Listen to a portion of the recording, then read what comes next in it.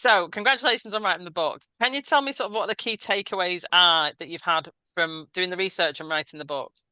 Yeah, absolutely. Well, even before writing the book, I was kind of really aware that when a crisis strikes, our response within organizations and as crisis communications responders is often to look outside first. So when a crisis strikes, we think about the press releases, we think about the communication with our external stakeholders. And of course, that's really important because sometimes the external stakeholders are really badly affected by the crisis.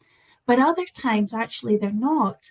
Other times, it's the internal stakeholders who feel the crisis most directly, who know it most directly, who deal with it most directly. They're impacted by it and they feel it in a very, very different and very, very personal way, yet they tend to be lower down the communications hierarchy. So, for example, we may say, remember the audience, and all good all good crisis comms trainers say, remember the internal audience, but they don't necessarily say how you do this. And so that was my kind of reason for writing the book. And the takeaways, I think, one, we need to think about them first off, more than just a kind of bullet point or a tick box, but actually what do they need? We need to consider internal comms, internal crisis comms in a strategic and forward looking way. So it's not just about send them the press release or whatever, but actually, how do we consider the internal audience strategically? How do we look forward to consider what they're going to need at different points as the crisis evolves?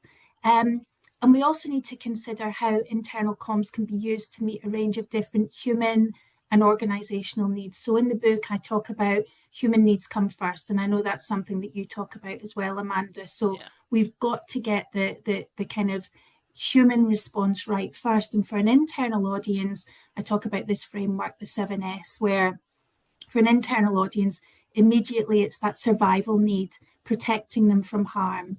And then very quickly, it's about supporting them. Sense making needs come next. How do we help them make sense of what's happening?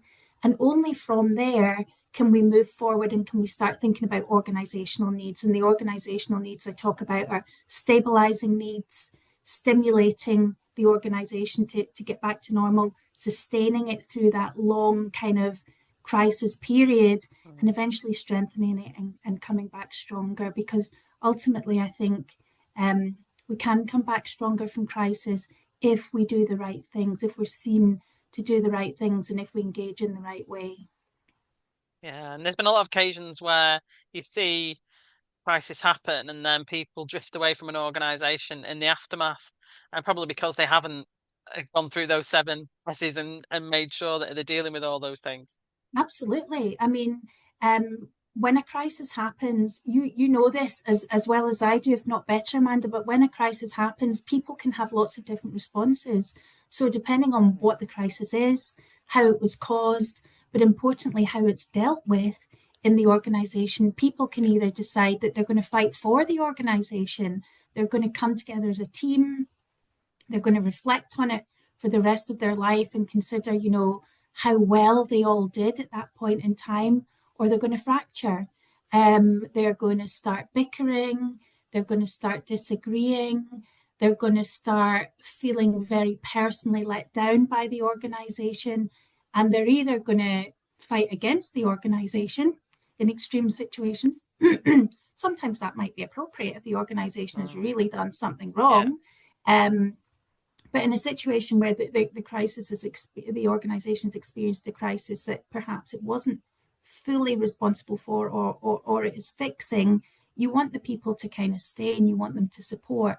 That doesn't happen if they've not had a good experience of the organization through the crisis.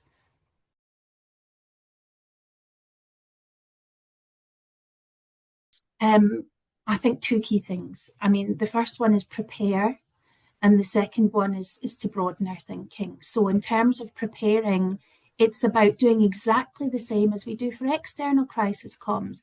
What kinds of crisis might hit our organization? Why might they hit? What can we do right now to stop them from happening rather than just wait for them to happen and then deal with them? So a lot of internal crisis comms is actually in that pre-crisis phase where we're listening and we're watching for the red flags, we're understanding them, We're creating a culture in the organization of psychological safety where people know if they can raise a problem, they will be dealt with fairly and they will be heard rather than kind of scapegoated or blamed or kind of pushed away.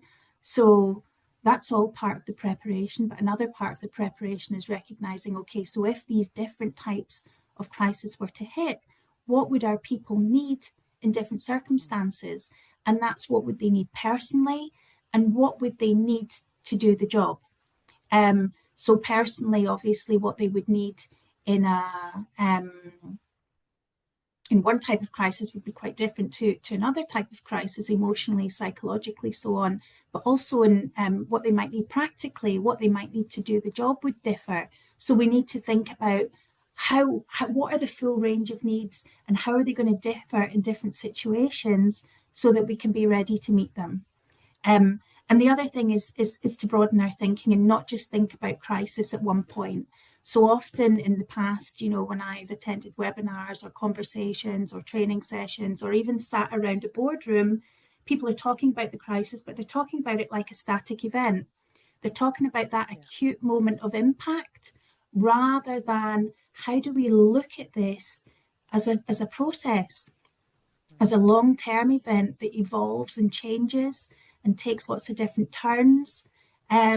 How can we kind of understand the crisis in that way so that we can again be ready to meet different needs at different stages, because we can meet different needs at different stages. We should meet different needs at different stages, but we need to kind of anticipate what that will be so that we're ready to help with it.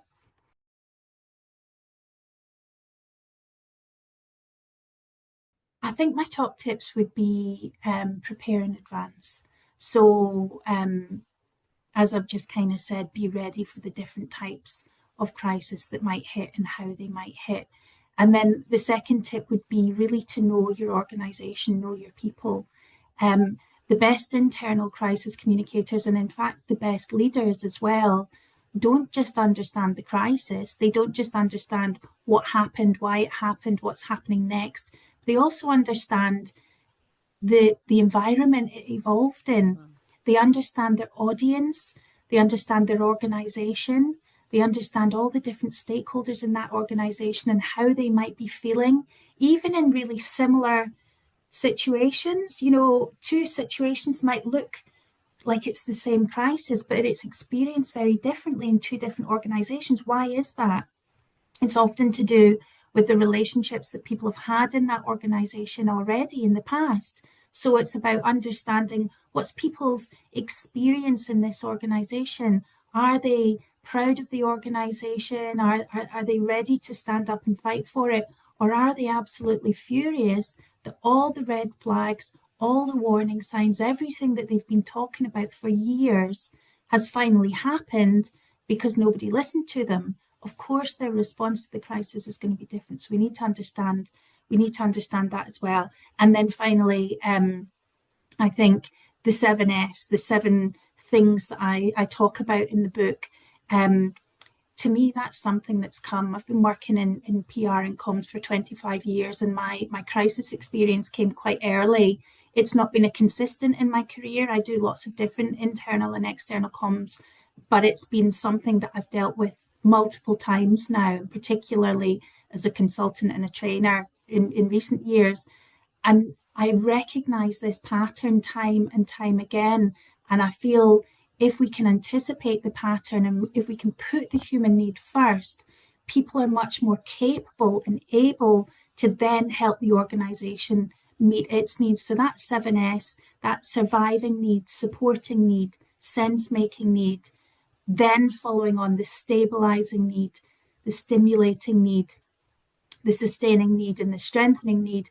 I think that takes you on a really kind of forward-looking journey that helps you plan different types of comms, and not only comms, but experiences as well. And it helps you listen differently at different times. And if you can do that, I think that's a really important tip in terms of being ready before, and also being able to be flexible and adaptable, which is so important when the situation happens and it unfolds what's actually going on around you. And finally, I think it really is about, having confidence in empathy, having confidence in compassion, having confidence that we should, as crisis advisors, be able to sit around that top table and remind the top team to hold a mirror to their organizations, hold a mirror to themselves, and to recognize, you can't turn the clock back after a bad decision's been made, but you have the opportunity before the decision's been made to look at how that might evolve. You have the opportunity to protect people from harm early. So my belief is, empathy and strategy can go hand in hand. They should go hand in hand. And as advisors, when we're hearing all sorts of different views and all sorts of different takes around us, we should be confident in kind of putting that point forward.